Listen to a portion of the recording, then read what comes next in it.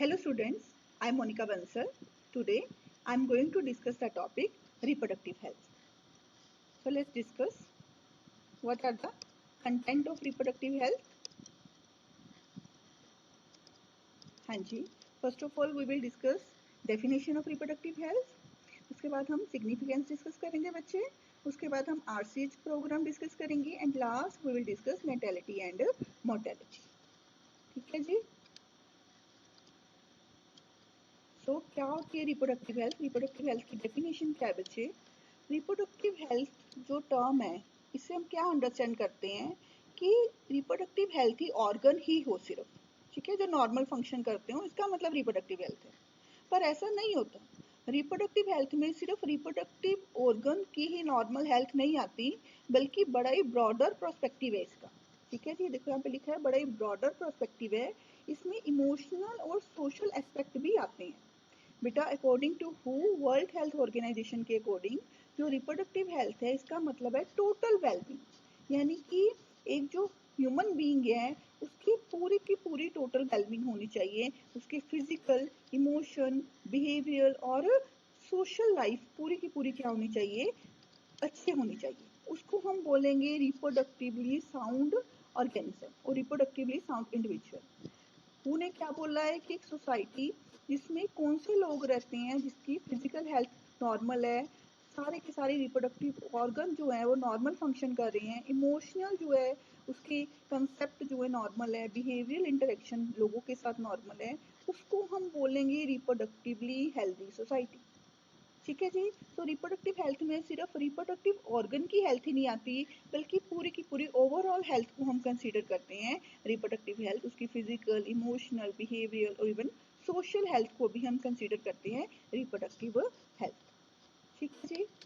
अब हम डिस्कस करते हैं इसका सिग्निफिकेंस. सबसे पहले जो इंडिविजुअल है बच्चे जिसकी साउंड रिप्रोडक्टिव हेल्थ होगी, अच्छी रिप्रोडक्टिव हेल्थ होगी, वो बेटर ऑफस्प्रिंग प्रोड्यूस करेगा. डेफिनेटली ऐसे ऑफस्प्रिंग प्रोड्यूस करेगा जिसके सर्वाइवल के चांसेस क्या होंगे? ज़्यादा होंगे, बेटर चांसेस होंगे सर्वाइवल के. सेकेंड सिग्निफिकेंस क्या है बच्चे? जो रिप्रोडक्टिव हेल्थ है जिनकी अच्छी होगी, वो सेक्सुअली ट्रांसमिटेड डिजीजेस को स्प्रेड होने से रोकेगा. लाइक एड्स, साइफिलिस, ऐसे जो डिजीजेस है वो स्प्रेड होने से रुक जाएंगे, प्रिवेंट हो जाएंगे. बच्चे इससे बेटर सेक्स एजुकेशन और अवेयरनेस जो है हम मेंटेन कर सकते हैं पॉपुलेशन में. ठीक है जी. जितनी ज़्यादा बेटर सेक्स एजुकेशन और अवेयरनेस होगी, उतनी ज़्यादा लोगों को पता होगा कि हम कैसे एसटीडी से, सेक्सुअली ट्रांसमिटेड डिजीज से बच सकते हैं. अनवांटेड और टीन प्रेगनेंसीज को हम अवॉइड कर सकते हैं इस रिप्रोडक्टिव हेल्थ की नॉलेज के थ्रू. ठीक है जी. सो लेट्स डिस्कस करते हैं अब हम आरसीएच प्रोग्राम. आरसीएच प्रोग्राम भी रिप्रोडक्टिव हेल्थ का एक पार्ट है. जो कंट्री ने बहुत सारे प्रोग्राम्स क्या किए थे, इनिशिएट किए थे, ताकि कंट्री के लोगों को अच्छी रिप्रोडक्टिव हेल्थ मिल सके. ठीक है जी. तो फैमिली प्लानिंग प्रोग्राम इनिशिएट किया था उसमें से एक 1951 में. ठीक है जी. इसके अलावा और भी बहुत सारे प्रोग्राम करे थे. इस वीडियो में मैं डिस्कस करूंगी आरसीएच प्रोग्राम. आरसीएच प्रोग्राम की फुल फॉर्म क्या है? Reproductive and child health care. Reproductive and child health care programme बोलते हैं इसको बच्चे. ये क्यों क्रिएट किया था? ताकि लोगों में अवेयरनेस हो सके रिप्रोडक्शन के बारे में. ठीक है जी. कि कितनी रिप्रोडक्टिव हेल्थ जरूरी है इसके बारे में हो सके, अवेयरनेस हो सके. इसके क्या क्या गोल है वो डिस्कस करते हैं. क्या ऑब्जेक्टिव है आरसीएच प्रोग्राम के? सबसे पहला ऑब्जेक्टिव तो यही है बच्चे कि हम सेक्सुअली ट्रांसमिटेड डिजीज को प्रिवेंट कर सकें. ठीक है जी. खत्म कर सकें सेक्सुअली ट्रांसमिटेड डिजीजेस को. सेकंड क्या है? अनवांटेड प्रेगनेंसी जो हैं उसको भी हम अवॉइड कर सकें. नेक्स्ट गोल क्या है इसका? Infant mortality rate. Infant mortality rate का क्या मतलब होता है बच्चे? जो इन्फेंट होते हैं, अब पुराने टाइम में बहुत ज़्यादा इन्फेंट हुआ, उनकी डेथ हो जाती थी. सिर्फ 50-60% चांसेस होते थे कि इन्फेंट बचता था. ठीक है जी. और सर्वाइव कर सकता था.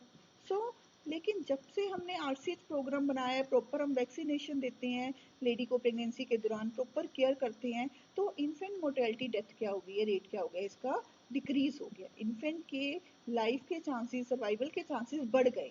नेक्स्ट क्या है? To decrease the maternal mortality rate. Maternal mortality rate का क्या मतलब है? कि मदर्स की भी प्रेगनेंसी में डेथ हो जाती थी.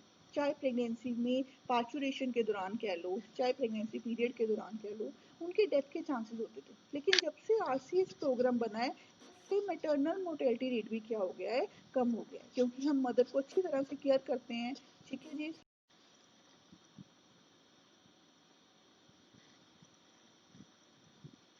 स्टूडेंट्स, जो भी मदर को प्रेगनेंसी के दौरान ज़रूरत होती है, चाहे वो मदर को वैक्सीनेशन की ज़रूरत हो, चाहे मल्टीविटामिन की कैप्सूल की, चाहे एंटीबायोटिक की, कुछ भी ज़रूरत हो, आरसीएच प्रोग्राम उसको अवेल करवाने के लिए ही बनाया गया है। ठीक है जी। सो डॉक्टर्स उसको क्या करते हैं, टाइम टू टाइम प्रेगनेंसी के दौरान अपॉइंटमेंट देते हैं, उनको क्या करते हैं, ट्रीटमेंट करते हैं। तो इस तरह से मदर की पार्चुरेशन के दौरान बड़ी केयर की जाती है। ठीक है जी। तो मदर की सर्वाइवल के चांसेस भी बढ़ गए हैं। ठीक है जी। तो इसलिए आरसीएच प्रोग्राम जो है वो मैटरनल मोर्टेलिटी रेट को भी डिक्रीज करता है। नेक्स्ट गोल क्या है हमारा, to prevent the infertility. Infertility मतलब कोई भी इंडिविजुअल जो है वो इनफर्टाइल ना हो, सभी इंडिविजुअल में पोटेंशियलिटी हो कि वो प्रॉपर रिप्रोडक्शन कर सके, उसकी साउंड रिप्रोडक्टिव हेल्थ बोलते हैं उसको।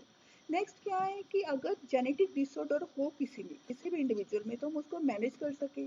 और वैसे तो हम कोशिश करते हैं कि किसी में भी जेनेटिक डिसऑर्डर हो ही ना, प्रिवेंट करने की कोशिश करते हैं जेनेटिक डिसऑर्डर। लेकिन अगर हेरिडिटी से जेनेटिक डिसऑर्डर आ जाता है इन्फेंट में, तो हम उसे मैनेज करने की कोशिश करते हैं। ये भी आरसीएच का ही गोल है। तो ये सब कुछ बच्चे आरसीएच के गोल में था, ऑब्जेक्टिव में था कि आरसीएच प्रोग्राम में क्या किया जाता है। अब हम डिस्कस करते हैं अपना next topic, that is a natality. Natality क्या होता है बच्चे, नेटैलिटी को बर्थ रेट भी बोलते हैं या क्रूड बर्थ रेट भी बोलते हैं।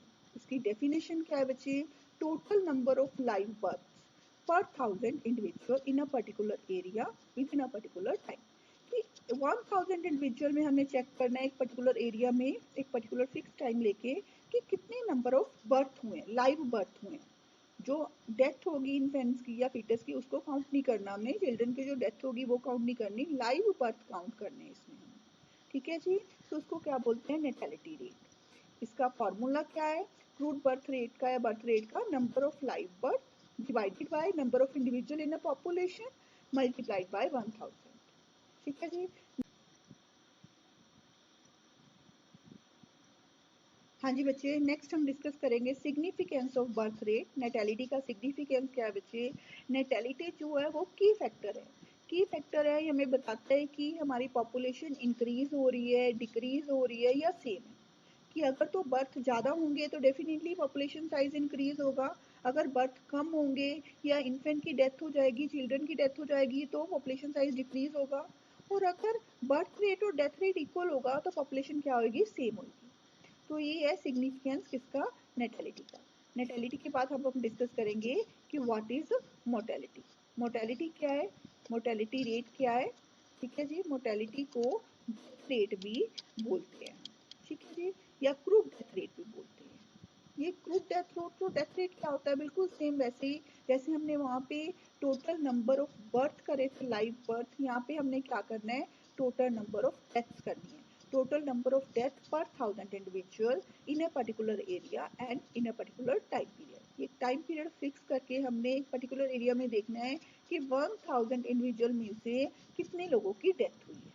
ठीक है जी। उसको हम क्या बोलते हैं, मोर्टेलिटी रेट या क्रूड डेथ रेट या सिंपल डेथ रेट। इसका फार्मूला क्या होता है बच्चे, number of death divided by number of individual in population multiplied by 1000। ठीक है जी। ये डेथ रेट का फार्मूला है। अब सिग्निफिकेंस क्या है बच्चे डेथ रेट का, मोर्टेलिटी रेट का, सेम जैसे नेटैलिटी रेट एक की फैक्टर था ये फाइंड आउट करने के लिए कि पॉपुलेशन इंक्रीज हो रही है, डिक्रीज हो रही है या सेम है, ऐसे ही मोर्टेलिटी रेट भी एक की फैक्टर है। क्या डिटरमिन करता है कि पॉपुलेशन इंक्रीज हो रही है, डिक्रीज हो रही है या सेम है। सेम ऐसे ही जैसे डेथ रेट अगर ज़्यादा होगा तो पॉपुलेशन क्या होगी, डिक्रीज होगी। अगर डेथ रेट कम होगा तो पॉपुलेशन क्या होगी, इंक्रीज हो रही होगी पॉपुलेशन साइज। और अगर डेथ रेट और बर्थ रेट इक्वल हो रहे हुए तो पॉपुलेशन साइज क्या रहेगा, सेम। ठीक है जी। तो ऐसे ये मोर्टेलिटी रेट हमने डिस्कस किया। आई होप कि आपको बहुत कुछ पता चला हुआ इस वीडियो से बच्चे, ध्यान से notes banana properly. Thank you very much.